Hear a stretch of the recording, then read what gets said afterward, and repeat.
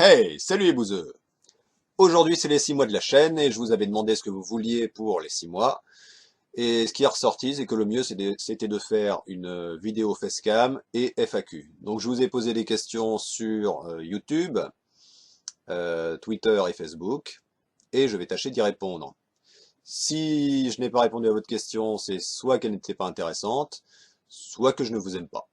J'ai rangé les questions par thème, avec les questions sur la chaîne, les questions techniques, les questions perso et les questions politiques. On va commencer toutefois par une toute première question de Eldragonos sur Twitter. Comment entretiens-tu ta si belle pilosité faciale? Alors, tant qu'on me pose que des questions sur la pilosité faciale, ça va. Mon secret de beauté, c'est de ne pas l'entretenir. Je taille juste la barbe et puis la moustache. Quand je mange et que j'ai plus de poils dans la bouche que de nourriture, je taille la moustache. Sauf aujourd'hui, pour cette occasion, je me suis ciré la moustache. Pour la première fois. Ça valait le coup. J'ai l'air d'un hipster, mais ça valait le coup. Alors, question suivante. On va commencer par les questions techniques de Jérémy Bueno. Bonjour, bonjour. Pourquoi pas de facecam en temps normal? Pourquoi ce choix? Eh bien, c'est que je considère que le discours est plus important que la forme, et donc je n'ai pas envie de perturber le public, de le manipuler en quelque sorte, grâce à mes attraits physiques. Ou alors, c'est pour des raisons techniques. C'est que moi, je sais pas trop faire, alors je pourrais apprendre évidemment, c'est pas une excuse, hein, le montage vidéo, tout ça, mais ça me prendrait vraiment 2 fois plus de temps, et avec le rythme que je me suis imposé de faire 2 émissions par semaine, une émission vidéo, si je veux bien faire en plus, hein, parce que bon, ça c'est encore autre chose. Déjà le montage, le son, bon ça demande, voilà, faut que le son soit raccord, il faut que l'image soit raccord, il faut que l'image soit raccord avec les vidéos. Vu que il y a quand même un petit peu de mise en scène, vous sentez, j'espère, dans la voix qu'il y a un peu de mise en scène. Et donc il faudrait aussi que je fasse de la mise en scène physique. Euh, Moi je le sens pas trop. Par rapport au niveau moyen qu'il y a sur YouTube depuis, voilà, il y a quand même un niveau assez élevé au niveau vidéo. Donc bon, je sais pas, c'est peut-être qu'un jour j'en ferai, mais pour l'instant, là ça marche bien, il n'y a pas trop de retours de gens qui disent, les gens qui se plaignent que ça soit que du son, c'est à chaque fois c'est des rageux, alors bon. Question suivante de JB Belling sur YouTube. Salut Lex, salut. Les appels à la fin des émissions. C'est toi qui fais les voix? Ou tu utilises un logiciel spécifique? Non, je fais les voix. Alors, bon, je suis pas imitateur ni rien. J'utilise pas de logiciel. Alors, évidemment, avec un logiciel, ça me permettrait de faire plus de voix. Mais bon, je pense que ça va comme ça. Je trouve que c'est pas mal. Donc, c'est un parti pris. Alors, pourquoi? Pour être plus naturel, que ça fasse vraiment, que ça soit pas trop remonté derrière, trop trafiqué, même si voilà, si utiliser un logiciel, c'est pas de la triche. Mais voilà, c'est un parti pris, comme ça je préfère faire les voix moi-même. Au risque de me niquer la gorge, hein, comme avec Monsieur Panzani! Bande de gauchistes! Question suivante de Louis Marchand. Salut! Salut! Quelle est ta formation scolaire? Tu fais quoi dans la vie? T'aimerais vivre de YouTube ou de tes créations? Quelles sont tes inspirations humoristiques? Comment es-tu venu à être de gauche? Lis-tu des ouvrages de sciences sociales et as-tu un ou des auteurs que tu affectionnes? Tu es engagé dans une asso ou un parti? Soutiens-tu une ou des causes en particulier? Tu sens que tu as encore beaucoup de choses à dire sur YouTube quand tu développes d'autres formats? Trop de questions. Question suivante de Julien Druel. Julien Druel qui me suit depuis un moment, lui. Certaines personnes, je me souviens, à force de voir les mêmes noms dans les commentaires. Puis il m'avait aidé pour relire un texte. Pourquoi es-tu jaloux du succès des autres YouTubés? YouTubés. Plus sérieusement, quels projets sont dans les cartons? Putain, je galère déjà. Et dans le même genre, j'ai mis ensemble de Meioche, des évolutions ou de nouveaux formats à venir. Alors, déjà de base, on a quand même, là sur la chaîne, on a 3 formats, ce qui est pas mal. Il y a l'émission de base, billets d'humeur plus appel des auditeurs. Depuis peu, on a l'émission parodique. Donc billet d'humeur, mais par Monsieur Panzani. Et on a le format Œil du Bouzeux. Œil du Bouzeux, qui est la rubrique d'analyse critique, qui est une très vieille rubrique, hein, qui existe à la base sur le blog, depuis peut-être j'ai dû l'ouvrir il y a 3 ans ou 3 ans et demi, et que j'ai donc repris le format. Donc ça c'est un truc, voilà. Donc déjà c'est pas mal, hein, on a quand même trois rubriques différentes.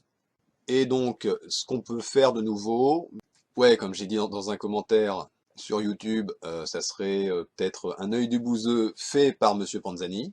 Dans le même genre parodique, ça pourrait être à garder l'émission Panzani, mais il inviterait le conspi. Vous savez, celui qui parle. Ouais, Monsieur le bouseux, si tel est bien votre vrai nom, ça pourrait être sympa, histoire de mélanger. Ah bah oui, merde, je réponds à une question suivante. Alors, merde, j'ai spoilé la question suivante, une autre question. On y reviendra. Et donc, il y a peut-être, je dis bien peut-être, une autre émission parodique qui serait une parodie d'information.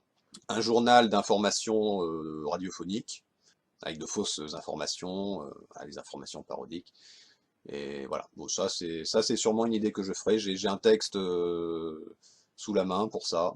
Je verrai. Après, c'est pas les nouveaux projets, c'est pas forcément la priorité tant que j'ai des trucs sous la main, quoi. Ensuite, question suivante de Alissa Decan, de Caen, je sais pas, qui a un blog Relachat. Élégant. Tu fais quand une émission sur le travail du sexe? Ne pas faire de blagues salaces, ne pas faire de blagues salaces. C'est un sujet compliqué que je garde sous la main. Si tu vois ce que je veux dire. Ça fait un moment, ouais, ça fait un moment que j'y pense, mais je sais pas encore par quelle position prendre, si tu vois ce que je veux dire. Sinon, c'est pas forcément évident à travailler hein, comme sujet, donc je sais pas encore. Mais oui, c'est quand, je sais pas, mais c'est prévu, c'est prévu. C'est un peu casse-gueule, quoi. Hein. Voilà, on a vite fait de dire des conneries. Donc bon, voilà. Mais ça peut se faire. Ensuite, question suivante de Anonyme. Parleras-tu des aventures judiciaires de ton caricaturiste d'extrême droite préféré? Mais de qui tu parles? Dans un prochain œil du bouseux. Ou de sa maison d'édition peut-être. Je pense que j'ai déjà beaucoup parlé de lui. S'il y a un truc dont je me méfie, ce sont les idées fixes. Je trouve ça un peu malsain. Même si voilà, Marceau, ouais, c'est... Merde, c'est de lui qu'on parle. J'ai vendu la mèche. J'ai pas envie de trop en parler non plus, même voilà, si j'aime bien en parler. Mais faire un deuxième œil du bouseux, voilà, non, par contre, je pense pas, non. Je pense pas. À moins qu'il y ait vraiment un. Bah, surtout que bon, Ring, ils m'aiment pas trop. Hein. Pour un œil du bouseux, c'est avec des extraits vidéo, donc il faudrait que je fasse en sorte qu'ils puissent pas me supprimer, vu que voilà, le premier œil du bouseux sur Marceau, tu dis ça, t'es peut-être pas au courant, mais le premier œil du bouseux, il était sur Marceau, avec des extraits de vidéos, et Ring, ils l'ont fait sauter en prétextant les droits d'auteur. Je l'ai republié sur Peertube. Ils ont fait pression sur l'admin en menaçant de porter plainte pour diffamation. L'admin il a craqué, il a retiré la vidéo. Je l'ai hébergé sur Rutube, le YouTube russe, et ils ont réussi à la faire sauter. Voilà, actuellement, elle est disponible en torrent sur le blog. C'est pas que j'ai pas envie de les avoir sur le dos, hein, mais j'adore les emmerder, tu vois. C'est pas la peine de faire un truc et puis qu'il me supprime la vidéo 2 secondes après. Donc faut que je fasse quelque chose qui puisse pas me supprimer, donc ça serait plutôt pas avec des extraits vidéo, donc pas un œil du bouseux et une autre émission, mais je pense pas en parler quand même. Je pense que avec tout ce que je lui ai mis dans la gueule, il y a des articles de blog et l'émission, voilà, c'est le mec, j'ai tout démontré sur lui, quoi. J'ai démontré qu'il est con. Bon, ça c'était pas dur, hein, mais j'ai démontré ses tendances, entre guillemets, fortement tendances nazifiantes, et qu'il est faussement humble, qu'est-ce qu'il y a d'autre? Enfin, voilà, j'ai fait le tour du personnage, quoi, et il a des petits problèmes, ce type, quand même. Bon, allez, question suivante. Int Med de Frig, Gauchias des facs de médecine. Une émission de Monsieur Panzani sur les vaccins. Eh ben justement, oui, voilà, donc c'est à cette question-là que je répondais tout à l'heure. Je pense pas que Monsieur Panzani soit franchement anti-vax. Son truc, c'est vraiment les féministes, les musulmans, ce genre de truc, les gauchistes. Lui, il est plutôt centré là-dessus. Donc ça serait pas trop avec le personnage. Par contre, j'ai pensé peut-être faire une émission où il interviewerait, il recevrait le conspi. Et ça serait le conspi qui, lui, jouerait l'anti-vax. Question de Greg Berger sur Facebook. Est-ce que tu baises? Sinon, as-tu envisagé d'écrire un livre sur tes réflexions, avis, pensées ou réactions, ton vécu en tant que bouseux, tes suggestions? Ouais, je envisageais un livre, je sais pas trop si ça conviendrait. J'ai plutôt pensé depuis très longtemps, ouais, ça serait un peu le, le summum, un peu le rêve, ça serait de faire un magazine, même un magazine one shot, hein, pas un truc périodique, mais un magazine papier, et avec un genre, une espèce de best-of Bouzeux Magazine, avec des images, des montages, et les textes, bien sûr, et un magazine, voilà, un magazine Le Bouzeux. Pourquoi pas? Mais après, bon, c'est pas du tout ma priorité, quoi. Ma priorité, c'est déjà de produire mes trucs, de trouver mon public, toujours plus de public, évidemment. Ensuite, Setorovski sur Twitter. D'où te vient le courage d'aller lire, voir des kilomètres de merde que tu débunks? Lire ou écouter des cons, je, je me sens vachement plus intelligent comme ça, tu vois. Donc c'est finalement, des fois c'est lourd, mais c'est aussi agréable, hein, pour l'estime de soi. Et puis bah, j'aime bien critiquer, me moquer. Bah, je fais de la satire, donc c'est pas, je me force pas, quoi, hein. Politique de U- U-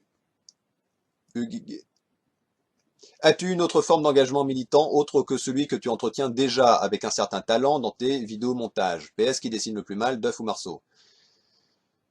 Duff, oui, largement, quand même. Mais je pense que la critique du dessin de Marceau est beaucoup plus pertinente parce que Duff, moi, je l'ai jamais vu. Il sait très bien qu'il dessine mal, quoi. Il est con, mais quand même, pas au point de croire qu'il dessine bien. Et voilà, mais au moins il se la pète pas, hein. Il frime pas, contrairement à Marceau. Pendant un moment, il se justifiait en disant je fais de la qualité, je fais du bon travail, etc.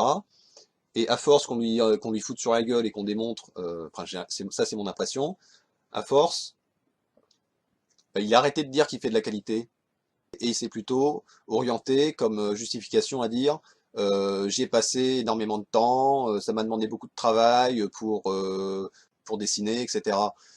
Il a arrêté de prétendre faire de la qualité, maintenant il se justifie en disant il y a beaucoup de travail derrière, mais là aussi c'est pas un argument, hein. Si tu passes des années à faire un truc mais que tu fais de la merde, c'est quand même de la merde, tu vois. Ça marche pas, Marceau. Mais bon.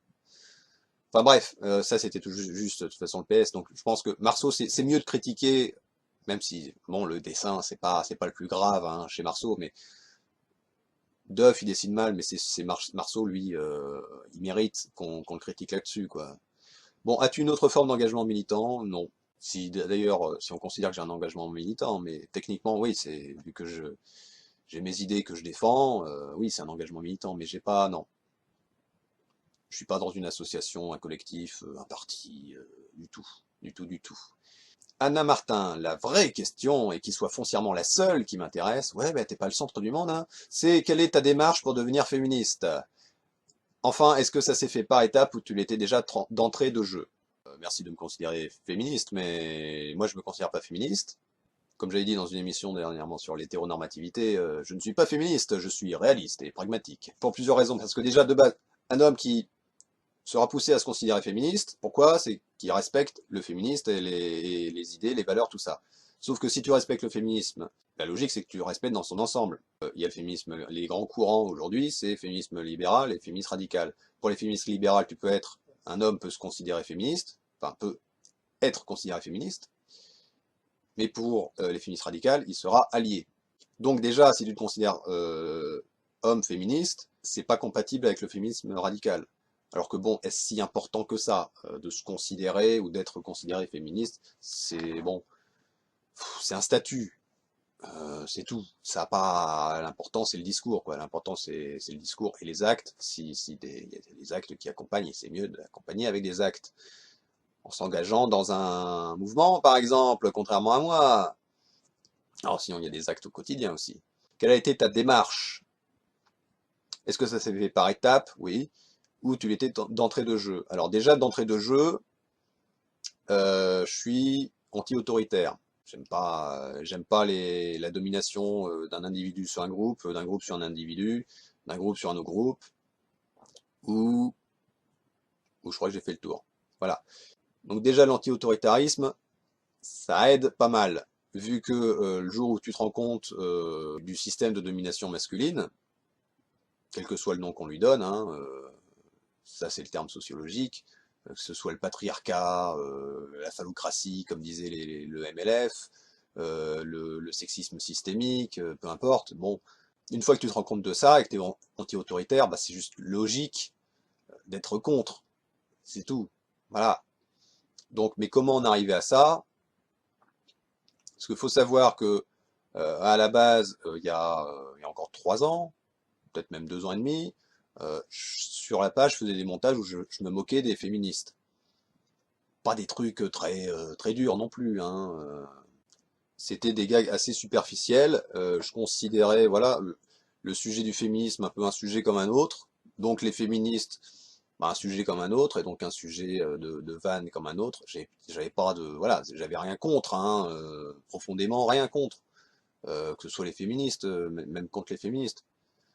Mais je faisais, voilà, il y avait puis des gags, il doit y en avoir 5 ou 6, tu vois. Mais et comment j'en suis arrivé, ben, déjà, je pense avoir une assez haute estime de ce que je fais, dans le sens où je veux faire bien. Donc au bout d'un moment déjà je me suis renseigné, et ben à force petit à petit, voilà, c'est en écoutant, tout simplement. En plus de cela, d'être anti-autoritaire, ben, je pense avoir un esprit rationnel, et ben, je trouve que les féministes, globalement, elles ont raison. Donc voilà, ça m'a semblé évident, au bout d'un moment, de les écouter. Aussi une fille que j'ai connue, parce que et puis à force bah, voilà, d'écouter, de lire des blogs, de m'enseigner vraiment sans préjugés non plus. J'avais forcément quelques préjugés, mais pas des trucs vraiment. Et puis petit à petit, à force de creuser le sujet, ben, j'en suis arrivé là où j'en suis. Petit à petit, voilà, ça s'est fait. Je me suis radicalisé sur Internet. Et bah, comme je disais tout à l'heure, je rebondis, hein, je crois que j'ai pas tout dit aussi par rapport à l'humour, les blagues que j'avais faites sur le sujet. Euh, C'était du genre, vous occupez pas des vrais problèmes, voilà. Pendant que vous faites ça, vous faites pas autre chose. Bon, ce gag-là, tu vois, tu le fais une fois, bon, c'est marrant, mais quand t'as un petit peu que tu cherches à t'élever, tu vois, tu peux pas rester là-dessus, tu vois, c'est bidon. Hein. Il y a un moment, où tu te rends compte que bah ouais, en fait non, c'est con. Et quand tu creuses un peu le sujet, bah tu te rends compte que tout est lié. Quand tu vois, il y a pas de petit combat. C'est outre le caractère sophistique du occupez-vous des vrais problèmes, du relativisme de droite, comme je l'ai dit dans une émission, c'est le sophisme de la double faute. Quand tu vois que le harcèlement de rue, même juste des blagues ou des micro-agressions, ben ça fait partie d'un ensemble qui consiste à considérer les femmes comme voilà, sans consentement, enfin des objets de désir, ça participe à un ensemble qui mène à des viols, des meurtres, etc. Donc il n'y a pas, ça c'est, voilà, c'est un ensemble. Donc il y a pas de petits trucs. Quand tu te rends compte de ça, bon ben c'est la plupart des blagues, c'est et ça me fait marrer quand justement tout à l'heure on parlait de Marceau. Encore maintenant, Marceau, moi je l'ai vu au moins 2 fois et en une dernièrement. Ça c'est un truc qu'il fait souvent. C'est vous vous occupez pas des vrais problèmes. Putain, mais mec, moi je disais ça il y a 3 ans et demi. Entre-temps, j'ai un peu cogité, quoi. Je suis pas resté là-dessus, hein.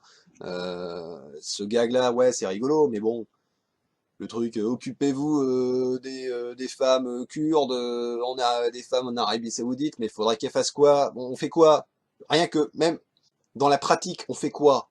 Il faudrait que les féministes en France, elles aillent faire pression sur le gouvernement en Arabie Saoudite. Tu fais ça comment? C'est quoi l'idée? C'est quoi le projet? Voilà, les féministes françaises devraient faire un embargo sur l'Arabie Saoudite pour faire pression et que un pays qui est une puissance pétrolière change comme ça. Pourquoi? Bon, hein, ou en Inde aussi. C'est genre les féministes françaises vont faire pression sur un pays avec 1 milliard d'habitants. Non, mais sérieux, quoi. Ou alors on aide les féministes là-bas. Subitement, le mec, il en a quelque chose à foutre de ce qui se passe à 10 000 kilomètres d'ici. Sérieusement, c'est les premiers. Il y a des gens qui, enfin bref. C'est- il y a des gens qui se noient dans la Méditerranée, ils en ont rien à foutre parce que c'est juste de l'autre côté de la frontière, tant qu'on s'en fout. Par contre, il faudrait s'occuper de ce qui se passe à 10 000 km d'ici. Allez, les féministes, allez loin. Voilà, c'est ça. C'est le féminisme, c'est bien quand c'est loin. C'est ça la logique. Bon, il y a un moment, juste, tu réfléchis 2 secondes, ça marche pas. Bon, allez, question suivante. Bah, on va passer aux questions perso. De Jérôme Sirjac. Pourquoi le nom Bouzeux? Pourquoi les crottes de pigeons sont noires sur une voiture blanche et blanches sur une voiture noire? Alors ça, faut demander à Pigeon Gratuit. Et pourquoi le nom Le Bouzeux? Alors c'est qu'à la base, Le Bouzeux, c'est Le Bouzeux Papier, qui était un journal étudiant, dont j'étais le rédacteur en chef, qui a été fondé pour un projet scolaire et que qu'on a fait avec donc un groupe, avec copains de classe, puis copains plus général pour la 2e année. C'est ça. Donc Le Bouzeux, version papier.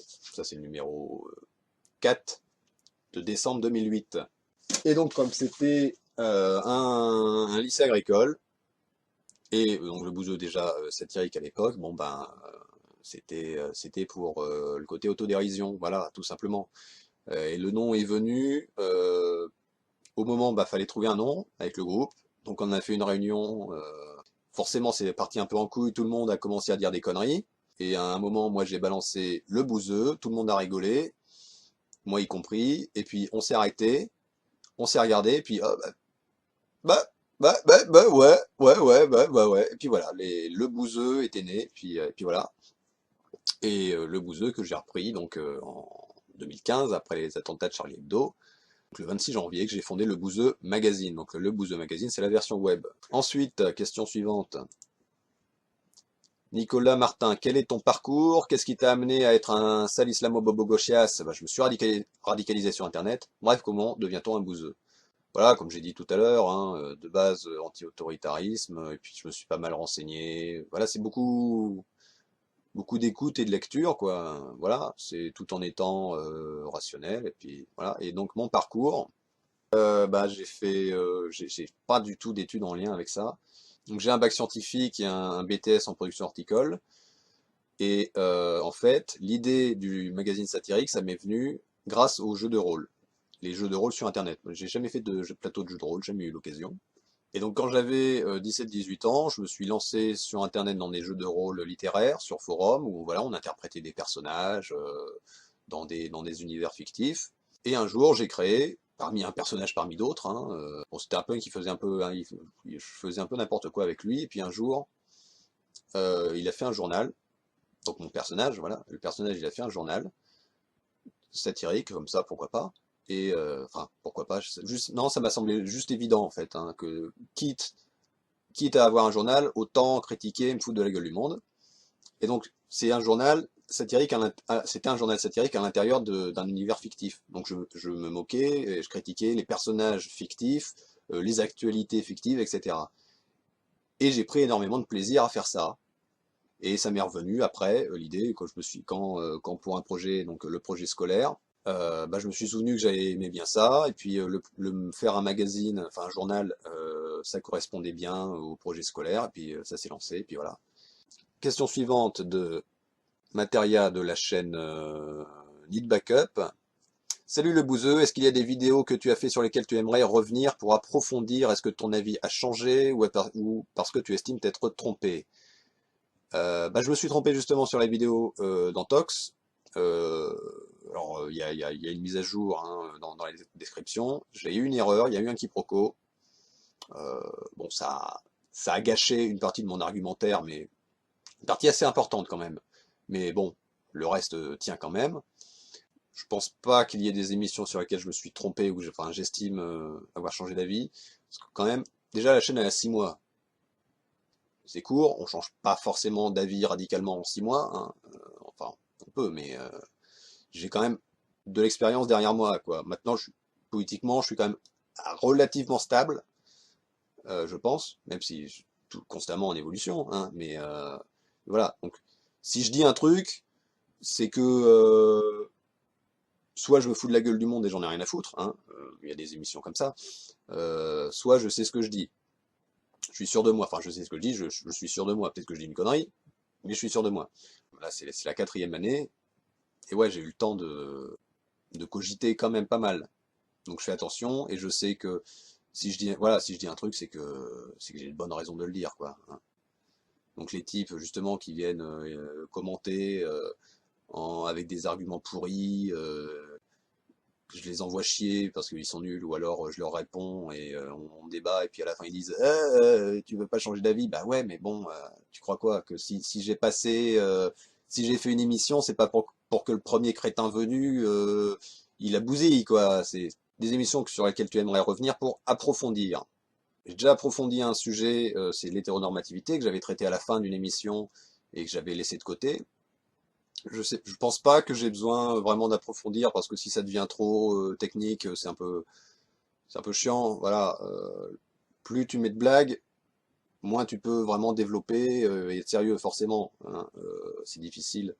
Les blagues, ça gâche un peu le sérieux. Alors les blagues, ça permet de, voilà, de faire passer pas mal de choses, mais bon. C'est pour ça que les vulgarisateurs, ils sont jamais très drôles, hein. Enfin, ils peuvent être marrants, mais ça va pas non plus être de l'humour hyper approfondi. Mais ouais, il y a peut-être quelques émissions qui sont un peu, je dirais pas bâclées, mais bon, c'est à cause du rythme. Bah, l'émission les quatre arguments sur pour et contre le véganisme, c'est parce que j'avais rien de mieux sous la main, que je voulais faire un truc rapide, et vu que à côté je travaillais sur l'émission, à côté je voulais débunker un masculiniste. Donc c'est pour ça il y a certaines émissions qui sont un peu, qui sortent pas tellement du lot. Donc ouais, peut-être qu'elle mériterait d'être retravaillée. Bah, c'est comme tout. De toute façon, n'importe quel, bah, tous les auteurs, de toute façon, quand ils regardent ce qu'ils ont fait, ne serait-ce qu'il y a 6 mois, 1 an, 2 ans, 3 ans, tout le monde dit ah bah ouais, c'était pas terrible quand même. Je me suis amélioré depuis, sauf Marceau, parce que lui, il s'améliore pas.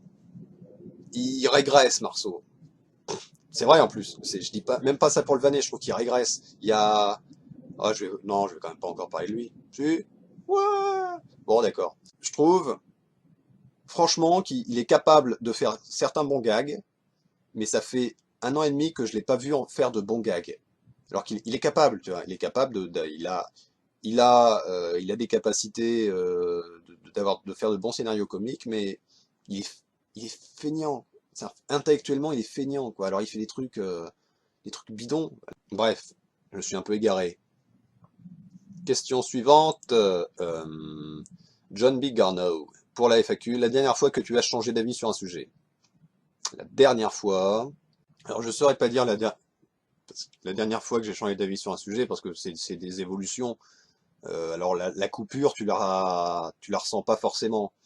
Voilà, c'est petit à petit. Un truc sur lequel je me suis fixé dernièrement, c'est par rapport au véganisme. Avant, je me disais, ouais, un monde vegan, c'est sûrement possible. Maintenant, je crois pas. Je crois pas que ça soit possible pour des raisons purement pratiques. Mais en 4 ans, ouais, il y a plein de sujets sur lesquels soit j'ai changé d'avis, soit j'ai évolué. Ah si, ouais, peut-être la violence révolutionnaire. Moi, je suis franchement non violent, contre la violence, et on a bien vu avec les gilets jaunes que la violence a été utile. C'est quand même le gouvernement a changé d'avis pour éviter les violences. La différence avec d'autres, comme par exemple pendant les manifestations de la loi travail, moi j'avais critiqué les Black Blocs, euh, il y en a il y en a qui m'avaient traité de réactionnaire pour ça, quoi. Genre, tu critiques les Black Blocs, ça y est, t'es un réac. Non mais bon, il y en a à l'extrême gauche, ils sont marrants. La différence, là où j'ai vraiment évolué, c'est de me dire, ouais, la violence, c'est bien s'il y a vraiment un soutien. Enfin, si t'es une minorité qui est pas du tout soutenue, au mieux ça sert à rien, au pire c'est totalement contre-productif par rapport à ce que tu défends. Par contre, si tu as un véritable soutien derrière, pas forcément un soutien actif, hein, même un soutien de gens qui sont pas contre en fait. Souvent c'est ça, c'est juste ne pas être contre. Parce que il y a toujours une minorité qui agit, et tu peux être la minorité qui agit, c'est pas pour autant que c'est antidémocrate. C'est antidémocrate si tu vas à l'encontre de ce que veulent les gens. Mais si les gens sont pour, même s'ils font rien, hein, mais s'ils font rien contre, bah c'est ils sont d'accord, tu vois. Bon, dit comme ça, faut quand même un peu nuancer, hein, évidemment. Si je devais l'écrire, je le formulerais autrement. Mais ça, c'est un truc, ouais, c'est peut-être le dernier truc sur lequel j'ai évolué. L'argumentation qui t'énerve le plus. Alors, donc, de Samuel Alac. Bah justement, donc c'est en rapport avec ce que je disais. Donc, j'ai bien fait de placer la question ici. C'est les gens. Alors, je sais pas ce que tu veux dire par argumentation. Vu que tu mets des guillemets en plus. Voilà, on va dire c'est un argument, un mauvais argument. Alors, qui m'énerve le plus, je sais pas, il y en a beaucoup qui m'énervent. Ça, je pense que vous en êtes rendu compte. Mais qui m'énerve le plus en ce moment, je dirais que c'est tu te remets pas en question. J'en ai eu un encore, parce que c'est régulièrement ça, les types, tu vois, les types qui arrivent comme ça dans les commentaires, ils disent, ils ont pas d'argument, ils ont aucune justification pour t'inciter à te remettre en question, ou des arguments pourris, et te disent, remets-toi en question. Ceci pour défendre une opinion conservatrice. C'est ça qui est énorme. J'en ai eu dernièrement un sur l'émission, dans les commentaires de ma critique sur le joueur du grenier. Alors c'est énorme, parce que le joueur du grenier, lui, défend l'idée que l'humour oppressif, ça n'existe pas. Ça, c'est une idée basique. C'est l'idée qu'on a tous quand on n'a pas réfléchi à la question. Or, considérer que l'humour oppressif existe, ou au moins en tout cas l'humour a un impact dans les relations sociales, et voilà, les rapports de force, etc. Pour acquérir cette idée-là, donc l'idée que je défendais, il faut se remettre en question. M'accuser de ne pas me remettre en question alors que je défends une idée qui nécessite de s'être remis en question, ta gueule, quoi. C'est juste ta gueule. Et autre chose qui m'énerve par rapport à ça, c'est que se remettre en question, ça n'implique pas, d'ailleurs je pense que je vais peut-être faire un billet là-dessus, si je trouve assez à dire, c'est, ils croient que se remettre en question implique de changer d'avis, et de changer d'avis pour aller dans leur sens, évidemment. Alors qu'ils n'ont pas d'argument pour t'inciter à ça, tu vois. Alors que se remettre en question, on peut se remettre en question, se dire, est-ce que j'ai raison de penser ça? Et en conclure, oui, j'ai raison. Donc là, tu t'es remis en question, mais t'as pas changé d'avis. Donc ça marche pas. Tu vois. Donc c'est pour ça aussi que ça m'énerve doublement, parce que ils savent pas ce que ça veut dire, se remettre en question. Ils te demandent de te remettre en question, mais ils savent même pas ce que ça veut dire. La question suivante de Anne-Sophie, quel est ton processus créatif? On a eu celui de Marceau avec sa cave et ses muses, Marceau qui revient. Quel est le secret du bouseux? Ouais, alors, ouais, Marceau, ouais, il picole, hein. Mais on va arrêter de parler. Vous voyez, c'est pour ça que j'aime pas les idées fixes. Il y a un côté un peu malsain. Hein, Alors, Marceau, c'est un sujet qui est vachement intéressant. Hein, en tant que, voilà, c'est un sujet politique. Bon.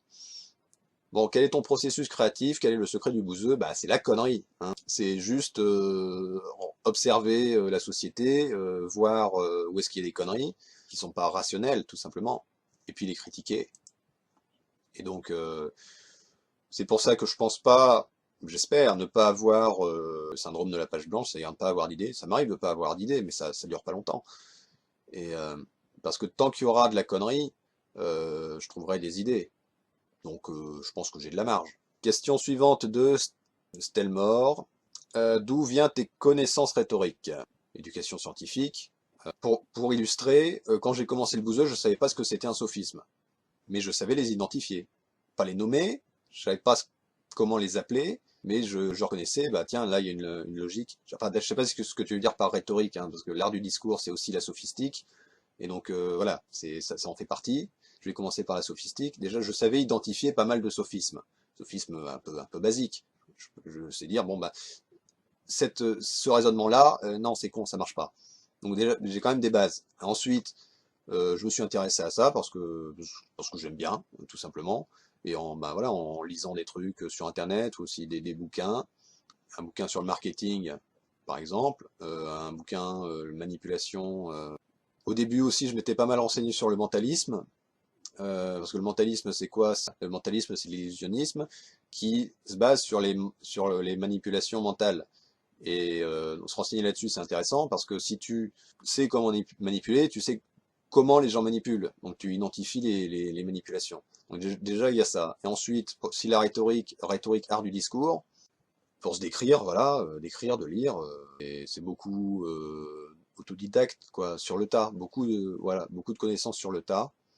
Les jeux de rôle aussi, hein, à force d'écrire avec les jeux de rôle, interpréter des personnages, interpréter un personnage qui a des idées, qui a certaines idées, et puis défendre ses idées. Donc j'avais un personnage, c'était un nationaliste, un gros fasciste, donc j'utilisais des techniques rhétoriques particulières. Et donc voilà.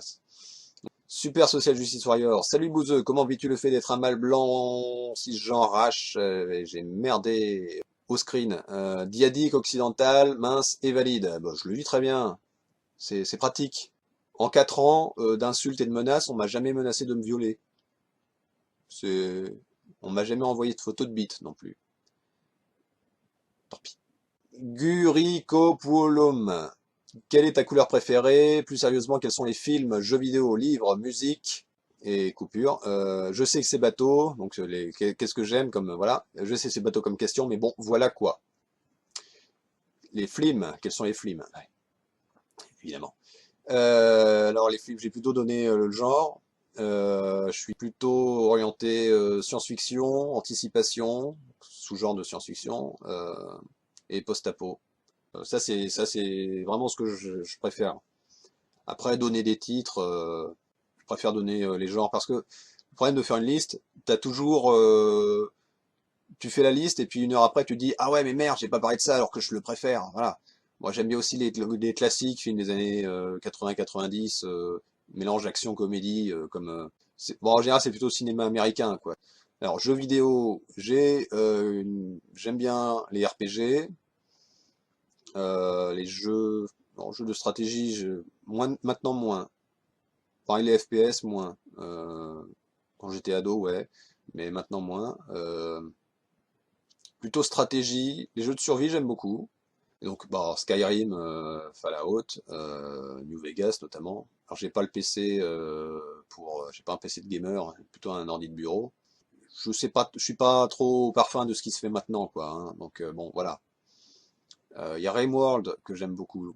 Mélange voilà stratégie, survie, gestion, qui est très très précis, très rigoureux. J'aime bien la gestion voilà. Ça j'aime bien aussi. Tropico, Civilization. C'est des jeux euh, sur lesquels tu construis quelque chose sur le long terme. Ça, j'aime beaucoup. Maintenant, les jeux voilà, où tu fais une partie qui va durer 20-30 minutes, ça me branche plus. Alors que quand j'étais ado, je jouais beaucoup à Warcraft 3, par exemple. Livres, je lis très très peu de romans. Je sais pas quand est-ce que c'est la dernière fois que j'ai lu un roman. 1984 est le meilleur des mondes, ce qui est utopique. Donc bah voilà, on est toujours dans l'anticipation, comme les films. Ça j'aime bien. Et je crois que j'ai lu l'intégrale de Sherlock Holmes, qui je pense là aussi a un peu forgé mon envie de raisonner correctement. Et musique, bon, moi j'écoute de tout de toute façon, hein, j'écoute du métal et du punk. Allez, les dernières questions qui sont des questions un peu, vous verrez. Quels sont les types de champignons que vous utilisez pour votre shampoing annuel? Shampoing? Je ne connais pas ce Pokémon. Quels sont tes meilleurs coins à Morille? Donc Thibaut Argenon et Pierre Botexovitch. Il est pas de chez nous lui. J'en ai jamais ramassé de Morille. Je voudrais bien, mais je l'ai jamais fait. Pourtant, voilà. Donc bon, pour celles et ceux qui savent pas, c'est que sur les réseaux, des fois je poste des photos. Une bonne année, je peux récolter plus de 100 kilos de champignons. Une de mes passions. Ensuite, Tazio Tissot, tu préfères boire une bière avec Marx ou bouffer une omelette avec Kropotkin? Bah, de toute façon, ils sont morts. Par qui es-tu payé pour faire ces émissions? Les Russes, les sionistes, les communistes, le lobby LGBT, les reptiliens, les francs-maçons, les Illuminati. Mais tout ça, c'est la même racaille. Et la dernière question de Jessie O'Ling, Wolf Simon, pourquoi 42? Mais parce que c'est la réponse à la grande question de la vie. Et j'aime pas ce film, je le trouve sans intérêt. Il y a deux trois bonnes idées, deux trois bons gags, mais il est chiant. Il est chiant. Je me suis fait chier tout le long.